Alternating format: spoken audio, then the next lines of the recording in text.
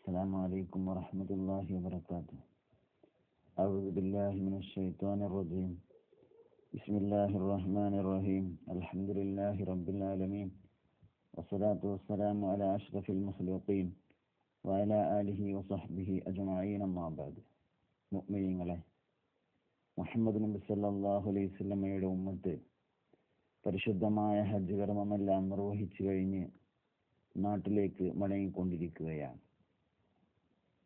അല്ലാഹു റബ്ബുൽ ഇസ്സത്ത് ഈ വർഷം പരിശുദ്ധമായ ഹജ്ജ് ഉംറയും നിർവഹിച്ച എല്ലാവരുടെയും അമലുകൾക്ക് ഖബൂലിയത്ത് നൽകുകയും അതിൻ്റെ ഫദ്ലിനെ അല്ലാഹു നമുക്കും പ്രദാനം ചെയ്യുകയും ചെയ്യട്ടെ. ആമീൻ എന്ന് സാന്ദർഭികമായി ദുആ ചെയ്യാം. മുഅ്മിനീങ്ങളെ, സ്വാഭാവികമായും മക്ക, മദീന തുടങ്ങിയ രാജ്യങ്ങളിൽ പോയി വന്നവർക്ക് ചില സംശയങ്ങൾ ഉണ്ടാവാറുണ്ട്. പരിശുദ്ധമായ ഹറം ഷരീഫിലെ മക്കയിലെയും മദീനയിലെയും ചില പ്രവർത്തനങ്ങളെ കേരളത്തിലെ സുന്നികൾ പറയുന്നതിനെതിരായി പലപ്പോഴും തോന്നാറുണ്ട്. അവിടെ കേരളത്തിലേതുപോലെയുള്ള സിയാറത്തോ ഖബറുകളുടെ മേൽഭാഗത്ത് കുബ്ബകളോ ഒന്നും കാണാനില്ല, സിയാറത്തിന് അനുമതി നൽകുന്നില്ല തുടങ്ങിയ സംശയങ്ങളൊക്കെ പ്രകടിപ്പിക്കാറുണ്ട്. ഒരു കാര്യം ഈ സന്ദർഭത്തിൽ ഞാൻ ഓർമ്മപ്പെടുത്തുകയാണ്. നബി സല്ലല്ലാഹു അലൈഹി വസല്ലം തങ്ങൾ പറഞ്ഞതായി ഇമാം ബുഖാരി റളിയല്ലാഹു അൻഹു റിപ്പോർട്ട് ചെയ്ത ഒരു ഹദീസിൽ ഇങ്ങനെ കാണാം: അലൈക്കും ബിൽ ജമാഅ, നിങ്ങൾ ജമാഅത്തിനെ നിർബന്ധമാക്കണം. ഈ ജമാഅത്ത് എന്ന് പറയുന്നത് മുസ്ലിം ഭൂരിപക്ഷമാണ്. ജമാഅത്ത് എന്നതുകൊണ്ട് ഉദ്ദേശിച്ചത് മുസ്ലിം ഭൂരിപക്ഷമാണ് എന്നറിയിക്കുന്ന ധാരാളം തെളിവുകളുണ്ട്. ജമാഅത്ത് എന്ന് പറയുന്നത് സ്വഹാബത്തിനെ മാത്രം ഉദ്ദേശിച്ചാണ് എന്ന് വഹാബികൾ വാദിക്കാറുണ്ട്. അങ്ങനെയാണെങ്കിൽ അലൈക്കും ബി സ്വഹാബ എന്ന് പറയൽ ഇതിലേറെ എളുപ്പമായിരുന്നു. മാത്രമല്ല, ഇത് അലൈക്കും ബിൽ ജമാഅ എന്ന് പറയുന്നത് മുസ്ലിം ഭൂരിപക്ഷത്തെ ഉദ്ദേശിച്ചുകൊണ്ടാണ് എന്ന് മനസ്സിലാക്കാൻ അതേ അർത്ഥത്തിൽ വരുന്ന വേറെയും ധാരാളം ഹദീസുകളുണ്ട്. പരിശുദ്ധമായ ഖുർആനിലെ സൂറത്തുൻ നിസായിലെ 115-ാമത്തെ ആയത്തില് അല്ലാഹു റബ്ബുൽ ഇസ്സത്ത് പറഞ്ഞതായി കാണാം: വമൻ യത്തബി ഗൈറ സബീലിൽ മുഅ്മിനീന നുവല്ലിഹി മാ തവല്ല വൻസുബ്ഹി ജഹന്നമ വസഅത് മസീറ. വമൻ യത്തബി ഗൈറ സബീലിൽ മുഅ്മിനീൻ, മുഅ്മിനീങ്ങളുടെ വഴിയല്ലാത്തതിനോട് ആരെങ്കിലും തുടർന്നാൽ നുവല്ലിഹി മാ തവല്ല വൻസുബ്ഹി ജഹന്നം, അവൻ പോകുന്നിടത്തേക്ക് നാം അവനെ തിരിക്കുന്നതും അവസാനം നരകത്തിന്റെ കുണ്ടിൽ അധപ്പതിക്കുന്നതും ആണെന്ന്, നരകത്തിന്റെ കുഴിയിലേക്ക് അവനെ നാം ചാടിക്കുന്നതുമാണെന്ന്. മുസ്ലിങ്ങളുടെ വഴിയെ തൊട്ട് തെറ്റിക്കളയുക എന്നത്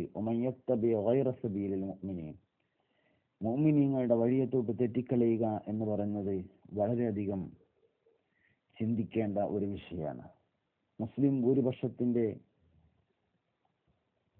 നീക്കുപോക്കുകളെയും അവരുടെ കർമ്മങ്ങളെയും മനസ്സിലാക്കി അതിനനുസരിച്ച് പ്രവർത്തിക്കുക എന്നതാണ് മുസ്ലിങ്ങൾ ചെയ്യേണ്ട പ്രധാനപ്പെട്ട ഒരു കാര്യം.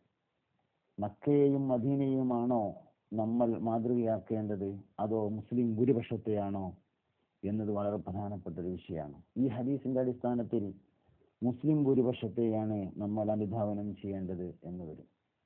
ലോകത്ത് UN-യുടെ 2012 കണക്കനുസരിച്ച് 6.99 ബില്യൺ ജനങ്ങളാണുള്ളത്. അതിൽ 1.75 മുസ്ലിങ്ങളാണ്.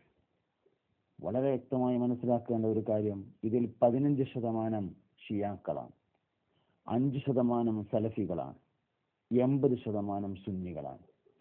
ലോക മുസ്ലിം ജനസംഖ്യയുടെ 80% സുന്നികളാണ് എന്ന വിഷയം നമ്മൾ മനസ്സിലാക്കണം. മക്കയിലും മദീനയിലും നമ്മൾ കാണുന്ന സലഫി വിശ്വാസവും സലഫി ആദർശവും ലോക മുസ്ലിങ്ങളുടെ കേവലം 4 മുതൽ 5 വരെയുള്ള ശതമാനം മാത്രമാണ് എന്നതാണ് നമ്മൾ മനസ്സിലാക്കേണ്ടത്. പുണ്യനബിയുടെ മക്കയിലില്ല, പുണ്യനബിയുടെ മദീനയിലില്ല എന്ന് പറയുമ്പോൾ നമ്മൾ മനസ്സിലാക്കേണ്ട ഒരു കാര്യം, നബി തങ്ങളുടെ നാടായ സൗദി അറേബ്യയിലില്ല എന്ന് പറയുമ്പോൾ മനസ്സിലാക്കേണ്ട ഒരു കാര്യം, സൗദി അറേബ്യ എന്ന് പറയുന്ന രാജ്യത്തിന് 100 വയസ്സ് പോലും ആയിട്ടില്ല എന്നതാണ്. നബി സല്ലല്ലാഹു അലൈഹി വസല്ലമയുടെ നാട് എന്ന് പറയുന്നത് പഴയ യസ്രിബാണ്. ആ യസ്രിബിൽ ഇന്നും ഭൂരിപക്ഷമുള്ളത് സുന്നികളാണ്. സലഫികൾ അവിടെ വളരെ ചെറിയ ന്യൂനപക്ഷം മാത്രമാണ് യസ്രിബിലുള്ളത്. എന്ന് നമ്മൾ മനസ്സിലാക്കേണ്ടതുണ്ട്. സൗദി അറേബ്യയിൽ ഒരു ഭരണമാറ്റം നടന്നിട്ടുണ്ട്. സൗദി അറേബ്യയിലെ ഭരണമാറ്റം എന്ന് പറയുന്നത് അവിടെയുണ്ടായ ഏകദേശം 100 കൊല്ലത്തോളമായി ഉണ്ടായ വലിയൊരു മാറ്റാണ്. പരിശുദ്ധമായ ഇസ്ലാം വന്നിട്ട് 100 കൊല്ലമൊന്നല്ല ആയിട്ടുള്ളത്, 1400-ലധികം കൊല്ലങ്ങളായി. ഹിജ്റ 7-ാം നൂറ്റാണ്ടിൽ ഇബ്നു തൈമിയ്യ എന്ന ഒരാളാണ് മുസ്ലിങ്ങൾ അനുധാവനം ചെയ്തു പോന്നിരുന്ന വിശ്വാസങ്ങൾക്കും സംഹിതകൾക്കും പ്രവർത്തന രീതികൾക്കുമെതിരെ ആദ്യമായി ശബ്ദിച്ച ഒരാൾ. ഇബ്നു തൈമിയ്യയുടെ പല വാദങ്ങളും സ്വാധീനിച്ച നജ്ദുകാരനായ മുഹമ്മദ് ബിൻ അബ്ദുൽ വഹാബ് എന്ന് പറയുന്ന ഒരാൾ AD 1737 അദ്ദേഹം നജ്ദിനടുത്തുള്ള ഉയൈന എന്ന് പറയുന്ന സ്ഥലത്ത് നാട്ടുരാജാവായിരുന്ന ഉസ്മാൻ ബിൻ മുഅമ്മറിന്റെ അമ്മായിയെ വിവാഹം കഴിക്കുന്നതിലൂടെയാണ് സൗദി അറേബ്യയിൽ ഈ മാറ്റം വരുന്നത്. AD 1737, ക്രിസ്തുവർഷം 1737. അദ്ദേഹത്തെയാണെങ്കിൽ ഇബ്നു തൈമിയ്യയുടെ ആശയങ്ങൾ സ്വാധീനിച്ചതായിരുന്നു. ഇബ്നു തൈമിയ്യയുടെ ആശയങ്ങൾ സ്വാധീനിച്ച അദ്ദേഹം സൗദി അറേബ്യയിൽ ഇബ്നു തൈമിയ്യയുടെ പുത്തൻ ചിന്തകൾ നടപ്പിൽ വരുത്തണമെങ്കിൽ ഭരണസ്വാധീനം വേണമെന്ന് എന്ന് വിചാരിക്കുകയെന്ന് മനസ്സിലാക്കുകയും അതിന്റെ അടിസ്ഥാനത്തിൽ 1737 നജ്ദ് എന്ന അദ്ദേഹത്തിന്റെ പ്രദേശത്തിനടുത്തുള്ള ഉയൈനയിലെ നാട്ടുരാജാവായിരുന്ന ഉസ്മാൻ ബിൻ മുഅമ്മറിന്റെ അമ്മായിയെ വിവാഹം കഴിക്കുകയും അദ്ദേഹത്തിൽ സ്വാധീനം ചെലുത്തുകയും ചെയ്തു. എന്നാൽ ഈ ഉസ്മാൻ ബിൻ ഉയൈനയുമായി അദ്ദേഹം ചേർന്ന് ധാരാളം പരിശുദ്ധമായ ഇസ്ലാം അന്നുവരെ കണ്ടിട്ടുള്ളതിൽ നിന്ന് വ്യത്യസ്തമായ ധാരാളം പ്രവർത്തനങ്ങൾക്ക് അദ്ദേഹം നേതൃത്വം നൽകി. ബഹുമാനപ്പെട്ട ഉമർ ബിൻ ഖത്താബ് റളിയല്ലാഹു അൻഹുവിന്റെ അനുജൻ സെയ്ദ് ബിൻ ഖത്താബിന്റെ ഖബർ തകർത്തുകൊണ്ടാണ് ആദ്യമായി രംഗപ്രവേശനം ചെയ്തത്.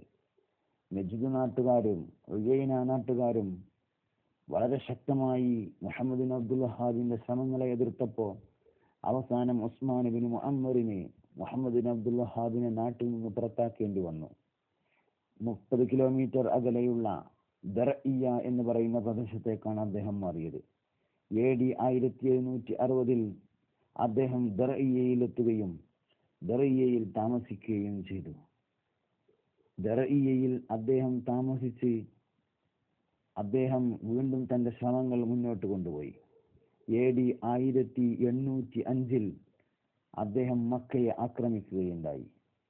മക്കയെ അദ്ദേഹം ആക്രമിക്കുകയും മക്കയിൽ ഉള്ള ഔലിയാക്കളുടെയും അമ്പിയാക്കളുടെയും തുടങ്ങിയ സഹാബത്തിൻ്റെതുൾപ്പെടെയുള്ള ഖബറുകൾ തകർക്കുകയും ചെയ്തു എന്ന് 1956 സെപ്റ്റംബറിൽ വഹാബി നേതാവായിരുന്ന EK മൗലവി എഡിറ്ററായി പ്രസിദ്ധീകരിച്ചിട്ടുള്ള അൽ ഇത്തിഹാദിൽ എഴുതിയിട്ടുണ്ട്. 1956 ഈ മുഹമ്മദ് ബിൻ അബ്ദുൽ വഹാബ് എന്നു പേരായ ആലു ഷെയ്ഖ് എന്ന വിഭാഗം 1805 മക്കയെ ആക്രമിച്ചുകൊണ്ട് ധാരാളം ആളുകളെ കൊലപ്പെടുത്തി കീഴ്പ്പെടുത്തി അവിടെ ഒരു ഭരണം സ്ഥാപിച്ചിട്ടുണ്ട്.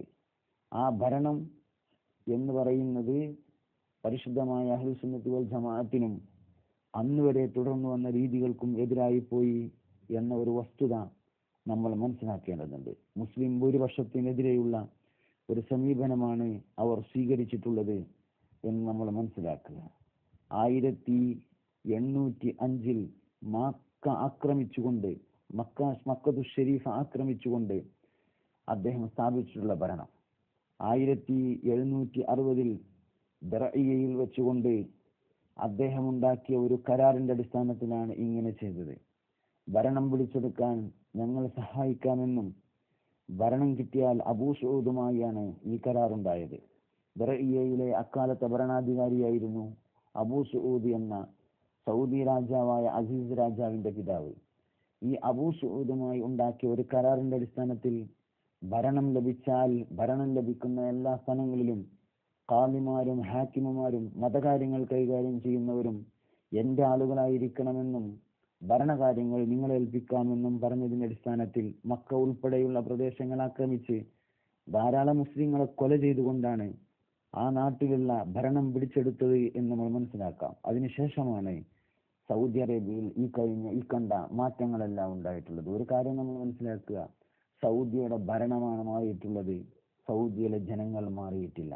സൗദിയിലില്ല എന്ന് നമ്മൾ പറയുമ്പോൾ ഈ സൗദിയുടെ ആകെയുള്ള ആയുസ് എന്ന് പറയുന്നത് വളരെ കുറഞ്ഞ കാലമാണ്. അതിനു മുമ്പുണ്ടായിരുന്ന യസ്രിബിലേക്ക് നമ്മൾ നോക്കിയാൽ ഭൂരിപക്ഷം ഇന്നും സുന്നികളാണ് എന്ന് മനസ്സിലാക്കും. ഈ സത്യം നിങ്ങൾക്ക് ബോധ്യപ്പെടണമെങ്കിൽ ഒരൊറ്റ കാര്യം പറഞ്ഞാൽ വേഗത്തിൽ ബോധ്യപ്പെടും. ലോകത്ത് 57 മുസ്ലിം രാഷ്ട്രങ്ങളുണ്ട്. ഈ 57 മുസ്ലിം രാഷ്ട്രങ്ങളുള്ളതിൽ 2 രാജ്യങ്ങൾ മാത്രമാണ് നബി സല്ലല്ലാഹു അലൈഹി വസല്ലമയുടെ ജന്മദിനമായ റബീഉൽ അവ്വൽ 12 ഔദ്യോഗിക ആഘോഷമാക്കാത്തത് എന്ന് നമ്മൾ മനസ്സിലാക്കുക. ഒന്ന് സൗദി അറേബ്യയും മറ്റൊന്ന് ഖത്തറുമാണ്. മറ്റു ലോകത്തുള്ള 57 മുസ്ലിം രാഷ്ട്രങ്ങളിലെ 55 രാജ്യങ്ങളും പുണ്യനബിയുടെ ജന്മദിനമായ റബീഉൽ അവ്വൽ 12 ഔദ്യോഗിക ആഘോഷമാക്കി ഔദ്യോഗിക പരിപാടികൾ നടത്തി അവർ നബിതങ്ങളോടുള്ള ആദരവ് പ്രകടിപ്പിക്കുന്നു എന്ന് മനസ്സിലാക്കുക. അലൈക്കും ബിൽ ജമാഅ എന്നതിന്റെ അടിസ്ഥാനത്തിൽ മുസ്ലിം ഭൂരിപക്ഷത്തിന്റെ കൂടെ നിൽക്കണോ അതോ മക്കക്കാർ ചെയ്യുന്നതിനെ ചെയ്യണോ എന്നാണ് നമ്മൾ ആലോചിക്കേണ്ടത്. ഒരു കാര്യം കൂടി ഞാൻ പറയാം. മക്കയുടെ പഴയ ചരിത്രം അറിയണം എങ്കിൽ ധാരാളം വഴികളുണ്ട്. ഹബീബുന റസൂലുള്ളാഹി സ്വല്ലല്ലാഹു അലൈഹി വസല്ലമയുടെ റൗള ഷരീഫിന്റെ മേൽഭാഗത്ത് തൂണിനോട് ചാരിയിട്ട് നഫ്സുൽ ഫിദാഉ ലിഖബ്രിൻ അൻത സാകിനുഹു എന്ന തവസ്സുൽ ബൈത്ത് ഇപ്പോഴും കാണാം, ആർക്കും പരിശോധിക്കാം. ബഹുമാനപ്പെട്ട മദീനയിലെ ഖബർ ഷരീഫിലെ ഉസ്മാൻ ബിൻ അഫ്ഫാൻ റളിയല്ലാഹു അൻഹുവിന്റെ ഖബറിന്റെ പിൻവശത്ത് ചെന്ന് നോക്കിയാൽ മഹാനവറുകളുടെ ഖബറിന്റെ പടവ്, അതിന്റെ കെട്ട് ഇപ്പോഴും കാണാവുന്നതാണ് എന്നൊരു വസ്തുതയാണ്. ഗൂഗിളിൽ മദീനയുടെ പഴയ ഫോട്ടോ സെർച്ച് ചെയ്താൽ, പഴയ ഇമേജ് സെർച്ച് ചെയ്താൽ മദീനയുടെയും മക്കയുടെയും പഴയ ഫോട്ടോ ലഭിക്കും. 100 കൊല്ലം മുമ്പുള്ള ഫോട്ടോ പരിശോധിച്ചാൽ സഹാബാക്കളുടെ ഖബറിന് മുകളിലെല്ലാം കുബ്ബയുള്ളതായി നമുക്ക് കാണാൻ കഴിയും. അതൊന്നും വേണ്ട, മക്കയിലും മദീനയിലും ഇപ്പോഴും പ്രസിദ്ധീകരിക്കുകയും വിതരണം ചെയ്യുകയും ചെയ്യുന്ന താരീഖ് മക്ക എന്ന പുസ്തകം വാങ്ങിയിട്ട് മറിച്ചു നോക്കിയാൽ അതിൽ മക്കയുടെ പഴയകാല ചിത്രമുണ്ട്. സഹാബാക്കളുടെ ഖബറിന്റെ മേൽ കുബ്ബ കാണാം, അത് അടയാളപ്പെടുത്തിയത് കാണാം. പഠിക്കാൻ നമ്മൾ തയ്യാറാവുക എന്നത് വളരെ പ്രധാനമാണ്. മക്കയിലില്ല മദീനയിലില്ല എന്ന് പറയുന്നവർ ഒരു കാര്യം, മക്കയിലുള്ളതും മദീനയിലുള്ളതും സ്വീകരിക്കാൻ തയ്യാറുണ്ടോ എന്നാണ് അവിടെ നമുക്ക് ചോദിക്കാനുള്ളത്. മക്കയിലും മദീനയിലും തറാവിഹ് 20 മക്കയിലും മദീനയിലും ഖുത്ബ അറബിയിലാണ്. മക്കയിലും മദീനയിലും അവിടുത്തെ ഇമാമുമാർ നിസ്കരിക്കുമ്പോൾ തലമറക്കുന്നു. അവർ കൈകെട്ടുന്നത് സുന്നികൾ മദ്ഹബുകാർ ചെയ്യുന്ന അതേപോലെ കൈകെട്ടി നിസ്കരിക്കുന്നു. അംഗീകരിക്കാൻ തയ്യാറുണ്ടെങ്കിൽ ആ കാര്യം അംഗീകരിക്കേണ്ടതല്ലേ? മക്കയിലും മദീനയിലുള്ളത് അംഗീകരിക്കാൻ തയ്യാറാവുക എന്നതൊന്നല്ല ഇവിടെ ഉള്ളത്. പരമാവധി സുന്നികളെ എതിർക്കാനുള്ള എല്ലാ ചാൻസും ഉപയോഗപ്പെടുത്തുക. അതിനുവേണ്ടി 100 കൊല്ലം ആയിട്ടുള്ളെങ്കിലും വേണ്ടിയില്ല, യുദ്ധം ചെയ്ത് പിടിച്ചടക്കിയതായാലും വേണ്ടില്ല, മക്കയിലും മദീനയിലും ഇല്ല എന്ന ന്യായം പറഞ്ഞ് ലോക മുസ്ലിം ജനസംഖ്യയെ, ലോക മുസ്ലിങ്ങളുടെ 80% വരുന്ന സുന്നികളെ ആക്ഷേപിക്കാനും മുസ്ലിം ഭൂരിപക്ഷത്തിനെതിരെ മുസ്ലിങ്ങളെ തിരിച്ചുവിട്ടുകൊണ്ട് അവരെ വഴിതെറ്റിക്കാനുമുള്ള ആസൂത്രിത ശ്രമം എന്നതല്ലാതെ ഇതിനെക്കുറിച്ചൊന്നും പറയാനില്ല.